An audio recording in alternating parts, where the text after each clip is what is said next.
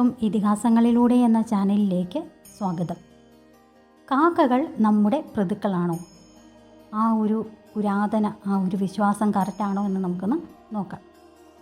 ഒരിക്കൽ ഭക്തനായ ഒരു ശിഷ്യൻ മഹാഗുരുവിനോട് ചോദിച്ചു, ശ്രാദ്ധ സമയത്ത് കാക്കകൾക്കായി ബലിച്ചോറ് കൊടുക്കുന്നത് എന്തുകൊണ്ടാണ്? നമ്മുടെ പൂർവികർ കാക്കകളുടെ രൂപത്തിലാണോ? ഈ തരം താഴ്ന്ന പക്ഷിയെപ്പോലെ അവർ എന്തിനാണ് വരുന്നത്?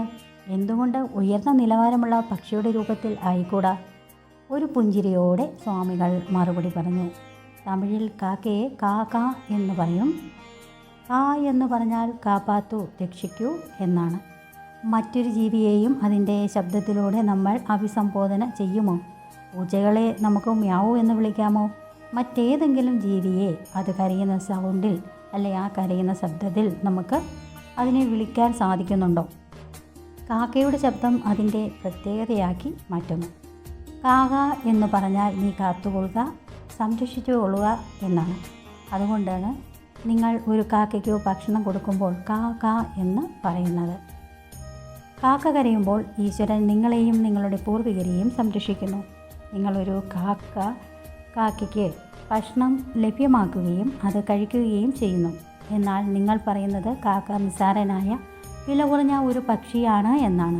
എന്നാൽ കാക്ക ഏറ്റവും മഹത്വവും വളരെ മേന്മയുമുള്ള ഒരു പക്ഷിയാണ് എന്ന് പറയാം. എന്തുകൊണ്ടാണ് അങ്ങനെ പറയുന്നത്? കാക്കകൾ ബ്രാഹ്മമുഹൂർത്തത്തിൽ ഉണരുമ്പോൾ അത് മറ്റുള്ളവരെ ഉണർത്തുകയും പക്ഷികൾ പോലും കൃത്യമായി പലപ്പോഴും ഉണരാറില്ല. പക്ഷേ കാക്ക കൃത്യസമയത്ത് തന്നെ ഉണരുന്നു. കാക്കയാണ് സമയമായി എന്നറിയിച്ചുകൊണ്ട് കാക്ക ജപം ചെയ്യാൻ ബ്രാഹ്മമുഹൂർത്തത്തിൽ നിങ്ങളെ ഉണർത്തുന്നത്. മറ്റു ജീവികൾ ഇത്രയും അത്ഭുതകരമായ ഗൈഡ് ആണോ? ഇതുകൂടാതെ ഭക്ഷണം ലഭിക്കുമ്പോൾ അത് മറ്റു കാക്കകളെ വിളിക്കുകയും ചെയ്യുന്നു. മറ്റു ജീവികളിൽ ഇത് ചെയ്യാതിരിക്കുകയും ഇതൊന്നും ചെയ്യാതിരിക്കുകയും കാക്കകൾ അവരുടെ ഭക്ഷണം പങ്കുവയ്ക്കുകയും ചെയ്യുന്നു. എന്നും വൈകുന്നേരം ഉറങ്ങുന്നതിന് മുമ്പ് ആ ദിവസം നടന്ന എല്ലാത്തിനും ദൈവത്തിന് നന്ദി പറയുന്നതിന് കാക്ക എന്ന് കരഞ്ഞുകൊണ്ടാണ് കൂടണയുന്നത്.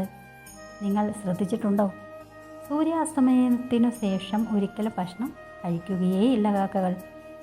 ശാസ്ത്രങ്ങളനുസരിച്ച് എത്ര പേർ ഇത് പിന്തുടരുന്നുണ്ട്. അതുകൊണ്ട് ഒരു കാക്ക താഴ്ന്നതല്ലെന്നും അല്ലെങ്കിൽ വില കുറഞ്ഞത് അല്ലെന്നും ഞാൻ മനസ്സിലാക്കുന്നു. മാത്രമല്ല അത് നമ്മെ വളരെയധികം കാര്യങ്ങൾ പഠിപ്പിക്കുന്നുമുണ്ട്. അതുകൊണ്ട് ഏറ്റവും ഉയർന്ന നിലവാരമുള്ള പക്ഷിയാണ് കാക്ക. ഒന്നാമതായി രാത്രി സമയത്ത് മാത്രമല്ല കാക്കകൾക്ക് ഭക്ഷണം കൊടുക്കുക.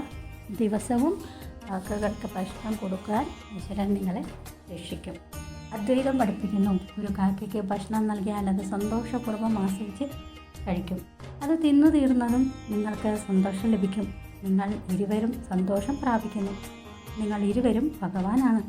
ഈ വിശദീകരണം കേട്ടപ്പോൾ ചോദ്യം ചോദിച്ച ഭക്തരും മറ്റുള്ളവരും ഗുരുവിനെ നമസ്കരിച്ചുകൊണ്ട് ജയ ജയ ശങ്കര ഹരഹര ശങ്കര പാടി ഇനിയുള്ള കാലം ശ്രാദ്ധവും ബലിയും ചെയ്ത പ്രതിക്കളുടെ അനുഗ്രഹം നേടാം എന്ന് പറഞ്ഞ് ഗുരുവിനെ വണങ്ങി പിരിഞ്ഞുപോയി.